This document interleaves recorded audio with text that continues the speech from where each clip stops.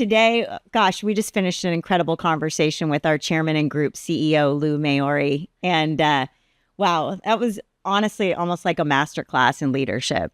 Oh, yeah. We got to hear about Lou's childhood and some personal stories from his young life, and then the evolution into who he has become. I just feel like his continuous learning mindset is so inspiring. Oh, yeah. And he actually shared a lot of Louisms with us, his words of wisdom, which I know they sound amusing, but I really found them to be inspiring. I was worried. I was wondering if I would feel nervous sitting down to interview our boss. Our boss, yeah. basically.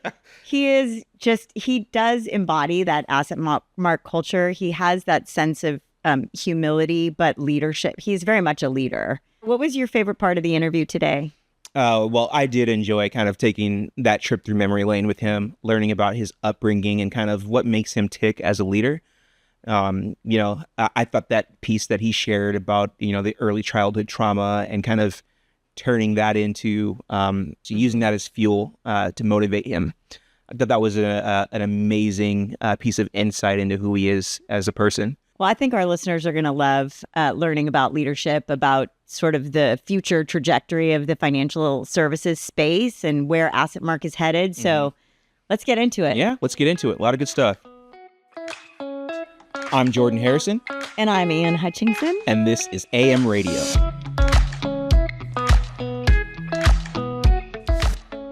Today on AM Radio, we are so excited to have with us Lou Maiuri, who is the chairman and group CEO of AssetMark. It's great to be here. Thank you for having me. Well, Lou, I know your time is of a premium, so why don't we just get right into it? How did you get to CEO? I know that's a really big question. That's a big question. Maybe dial it back. Yeah. How did things start for you? Yeah, well, how much time do we have? Look, I think the way I would say this is that your career is a journey, right? And so mine has taken me places. So I came out of college, I worked at a big company, and then I had an idea that, let's start a company. And we built a company called Eagle Investment Systems, where I was an entrepreneur. And I'd like to think those early days helped me sort of realize that, you have to lead from the front. It doesn't mean you do everything for people, but I have these sayings I learned back in those earlier days, like the world is gray and your job is to make it black and white for the employees, which means you got to clear the underbrush. You got to be clear in your vision. So I'd say you're always leading from the front. Even if your title isn't CEO, it doesn't mean you're not sitting in front of 1,000 people, 2,000 people, 10,000 people and leading like a CEO. So I don't think of it as a destination. I don't think of it as an end game. I'm playing a role, right? My role here is at AssetMark is we've set a strategy. We've got a great group of people. We've brought in great people. And so how do we execute that strategy, serve our advisors excellently every single day, not miss a beat in that while we're actually building new capabilities for them? I have this saying that as I go through my career, I always think you can learn two things as you're working for somebody or some company: what to do and what not to do. And then you just put that in your virtual backpack. And I take the job seriously. I don't take myself seriously. When I leave the building or I go out for dinner at night with my wife or the family, I don't think of myself as anything but who I am. I'm driven, as you know, I'm competitive. I work really hard, but I'm also humble. One of the things that struck me when you first started at AssetMark is you talked about kind of continuously learning. You read a lot, right? And I feel like that's part of your leadership style, is setting a strategy, but then learning along the way. Right. Yeah. I've always been a curious learner. And again, I think in our industry, so much has changed. Not just it's just little adaptations, like net new changes, whether it's new technologies or new investment types. So I would argue you have to be a continuous learner to be in this industry, or else you're not going to do very well, because it's just changing all the time. I never think I'm the smartest person in the room. I think I'm still learning. I'm sitting here today at AssetMark, and it's going to be my 40th year in financial services, which is a long time. And I still feel like, how do I learn and continuously improve? So I'd like to go a little bit back to your journey to becoming CEO. You sold the company. How did you end up at AssetMark? I mean, did you have a finance background? Did you say, I want to be CEO someday? Yeah, well, I had a technology company with 3 other partners, and we sold it to a bank. And we were a financial services company. So we did mutual fund accounting, and hedge fund accounting and performance measurement. So I've been in the financial services space my whole career. And so that's how, I sort of morphed into, we sold it to Mellon Bank at the time, and then Mellon and Bank in New York came together and formed a very large custody and accounting and administration bank. Along the way, a vice chairman who I was reporting to tapped me on the shoulders one day and said, do you want to come over here and try to run these services businesses? And so again, my curiosity, like, well, let's see if I can scale my leadership. Let's see if I can actually run a services business and why is it different and what is it nuanced? And I go in with this learning mentality. And so as I went to Bank of New York, again, I was transforming and running bigger businesses, services businesses. That's where I learned services and technology. Then went over to State Street. I ran their trading businesses. I ran their services businesses. Technology and operations all reported to me. So I was president and chief operating officer. And after 10 years, what I could see was that mutual funds, like these pooled products, were shrinking. ETFs were certainly playing a role, but I could see this whole space of personalization really taking off. When you think about what we do today with direct indexing or just personalization, SMA, UMA, what we're doing with private markets now, with public markets, that I could see that that's where everything was going. And, I figured I wanted to get in the game and I wanted to be where the growth was. And so I have this saying, you should love what you do, like who you're doing it with, and feel like you're fairly compensated in that order. And I loved what I was doing at State Street. It's just, this was pulling me. I have to get into the wealth industry. So I retired, and then I would say I got lucky, Jordan, because in life they say timing and luck is everything. And I didn't plan it. I just literally said, I'm going to try to get into the industry. And of course, GTCR was pursuing AssetMark. I had met GTCR, by the way, 3 or 4 years ago. I had a relationship with them, and they knew me as this tech ops services. Again, think about what we do. Think about my background. It's just my timing and luck just sort of lined up. I feel blessed that it all lined up that way. It was lucky fate for us. For all of us. So for me too. How would you describe AssetMark as different from any other company you've worked with, or what's special about AssetMark? I mean, I think the simple answer is our culture. Others do what we do, but it's how we do it. And, our mission statement, as you guys know very well, is to make a difference in the lives of our advisors and their clients. People have that stuff on their boardrooms also, but we actually live it here. I think that's really special. It's the first thing I noticed. And then it actually transfers to our advisors, where I call that world is just not transactional. It's a community of like-minded people. Our advisors are part of, and we're part of that AssetMark community with them. So that is special and it's different. You shared a story with us about an interaction you had with the Platinum Advisor when you first came to AssetMark. Do you want to share it with us? Is this rated G? What's the? So it was my first Platinum, and I at that point was still not an employee. I was a consultant, and of course I got introduced. Michael introduces me, and I meet these advisors, and it wasn't just one. It might have been 3 or 4 advisors that said they welcomed me to the community and then told me to don't blank it up, and you can substitute. And it was, by the way, the same thing was uttered by others. And so I thought, wow, dig down, you realize this is as real as it gets.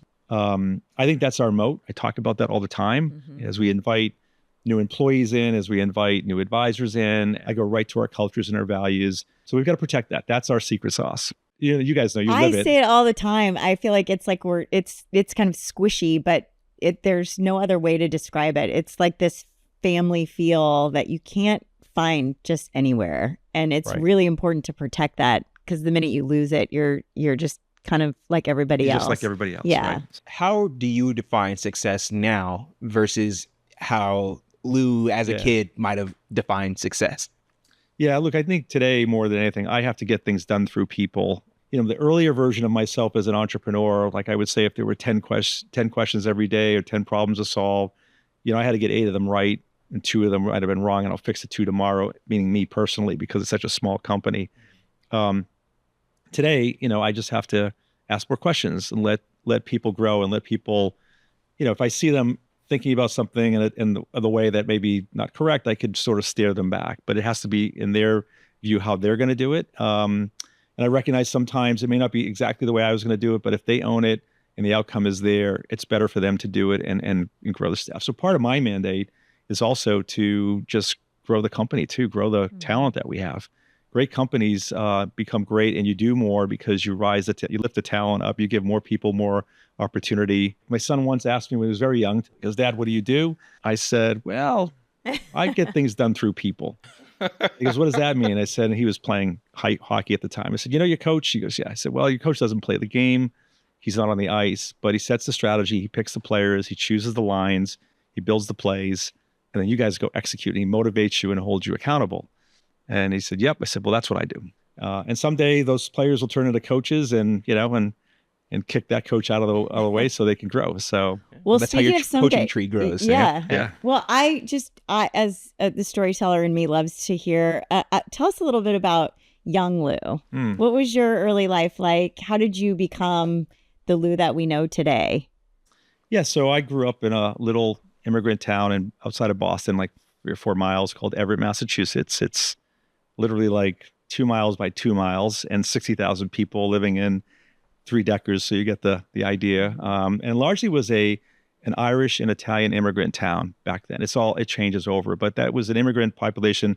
My mom came from Italy. My dad's family had immigrated from Italy. So 100% Italian immigrant. And, but I think I've told you guys the story that I remember sitting there once, again, being driven and ambitious, that I would see certain families have like a Cadillac in their driveway and think like, wow, if you get a Cadillac, you've made it. Like like so-and-so's dad was an attorney living in Everett. Again, very humble town. We lost our dad at a young age. I was 10, my brothers were younger. My dad's friends would come up to me and say, well, you're the oldest, you got to take care of your brothers. And here I am, 10 years old. Right. A lot of responsibility. And didn't quite understand this until I read a book called The Talent Code. And what the Talent Code says is that, and this might be where the drive comes from, that when you lose a parent, especially at a young age, these survival instincts kick in that forces people to like have this other drive, this other gear. I don't spend a lot of time thinking about it other than when I read the book, I thought it was super interesting that there was actual research around that. Right. And yeah, so that's a little bit of, where I came from. And I think it's the Cadillac story is always funny. Did you get the Cadillac? I ended up getting a Cadillac at one point. I did. I had a wonderful Cadillac. And but at that point, I didn't get it for that reason. I sort of, it was interesting. I pivoted when I sold my company, the very first car I purchased was a Porsche. Because then I learned, there's much more to life than a Cadillac. There are these things called Porsches. So anyways, that was part of the journey. But again, when you live in that little humble town, you don't know what you don't know. And so I never felt like poor. I never felt like we didn't have what we needed. We lived in our world. I had a paper route. My mom did the best she could. Well, you just have to grind and be gritty and work your way through it and sort of figure it out as you go. Yeah. Right? And everybody has a story. I'm sure if I flip the questioning around, each one of you have your own story of inspiration or what shaped you, right? It's more than anything else. So what are you most excited for as we move forward? We're undergoing a lot of transformation here at AssetMark right now, but what excites you the most? I mean, there's a lot. I think as a company, if you're not growing and transforming, especially in today's age, and you talked about a lot of the transformation, and we'll talk a little bit about that, then, you might be dying a slow death, right? So that's the reality. We have lots of competitors who would love to take what we do. So what I'm excited about is, look, I think for me, we've got a great strategy. I also think we have a great team of people, whether it's private markets, whether it's advanced planning, whether it's what we're doing in artificial intelligence, whether it's what we're doing in personalization with direct indexing and self-direct. I mean, I can go on and on and on. And the best part of it, by the way, last week I was at our field advisory board and we started talking to our advisors about the things that we're working on. And like we walked away saying this was our very best field advisory board we've ever had. It was one or two reasons. A, they're a great group of individuals. B, we've created the conditions for honest feedback. But 3, it told me the stuff that we were talking about were the things that mattered to them. Mm-hmm. And so we're on it. That's super exciting when you get that validation. I mean, we believe it. And we're just not doing it, in our cocoon. We're out there triangulating what we're doing and why we're doing it. But when you get that direct feedback from, some of your closest advisors who are on your advisory board, that sort of gave me, I was ready to run through walls after that meeting. That's energizing, yeah. And I think we're blessed to have ultimately the team that we have, the advisors that we have, and just making it better. That gets me excited. Mm-hmm. So. Well, I was going to ask, how do we grow? How do we scale? How do we move fast, but not lose that element of what makes AssetMark so special? Yeah. So we definitely make sure that in everything we do, you sort of open with this. We go back to that culture. A great example is I think you're going to see this sort of personality belief system show up in our tech also, which sounds crazy, right? Because tech doesn't have a personality or a mind, but just the way that we ask questions, the way that we serve up information, the way that I've seen some of the artificial intelligence work the tech team is doing, and we showed it to our advisors, and it's in the AssetMark way, right? So we try to make it easy. We try to go back to our mission statement. How do we help these advisors grow faster than they could on their own? Which means it has to be the easy button. We can't say, here is private markets, and now we need 5 more hours of your week every week to make this work. That's not going to work. It doesn't follow our mission statement. So we design it into what we do and how we do it. Let them be that planning oriented life coach, wealth coach. Let us give them the leverage that 8 or 11 hours a week we give back to them. Make sure, can we make it 12 hours a week? Can we make it 11 and a half? I mean, these are the things that will make a difference in their lives. And then how do we actually build efficiency so our employees are actually getting the productivity that they need, that we're not stretching them? Because if you stretch them, that's where you'll get, chinks in the armor. And that's where, so we've got to think about internally, how do we make ourselves more efficient and better? And then externally, how we help our advisors. And so the number one thing, it's designed into the way we think about building and supporting everything that we do. So I think private markets is a great example. I think our first phase is the easy button of private markets. And that was very much our thinking about how do we actually make a difference and make this better and scalable for ourselves and our advisors. So, and I love that example of private markets. Actually, those advisors who are familiar with our platform know that this is not our first attempt at private markets. I had the privilege of participating in the last one, and it didn't have the traction that we hoped for. Well, I think the industry's also, it's innovated too. It's actually come a long way since the time that you guys rolled it out. So, the introduction of interval funds, which is a 40 Act type of structure, makes it easier. And then, of course, the way we're doing it. So it's been innovating. The industry's been evolving, and we've been evolving. So I wouldn't beat yourself up too much. All So. right. Well, thank you. Thank you for that. You have so many great sayings. And one of the sayings I always have personally for me at work is, if I'm uncomfortable, then I'm growing. And I feel like sort of how you were describing the trajectory of AssetMark in the coming months is not necessarily that we're uncomfortable, but that we're putting ourselves in a position to force growth and force exploration. And Right. So Yeah. I don't know. I think we might need to do a book of leadership sayings according to Lou. I have a ton of them. Yeah. I have tons of Louisms. But look, I think, it is uncomfortable. High performing teams is not people mistaken that to be high performing teams, which we all like each other, we hang out together, and that might be the case too, but it's uncomfortable because, there is friction, there is tension, and you build a culture where people could voice their opinions, you could have professional debate, you're trying to solve problems, and you're trying to do things others haven't done. So, and when you go through it, it doesn't feel great, but here's the best part about it. When you get through it and you think about that moment, you're like, wow, that was amazing. We did something amazing. And yeah, there was some tension and there was some friction, but that made us better. So the Louisms, there's lots of them. I've done this throughout my whole life. I've got them all inch by inch, life's a cinch, yard by yard. It's too damn hard. I mean, they'll just start I think rolling we need out. to do a book. I really do. But I do think it's that element It's a of way to challenging remember ourselves. it. But those sayings are a way for people to remember those Yes. those important points, right? Yep. So anyways, but yeah, we do have to challenge ourselves.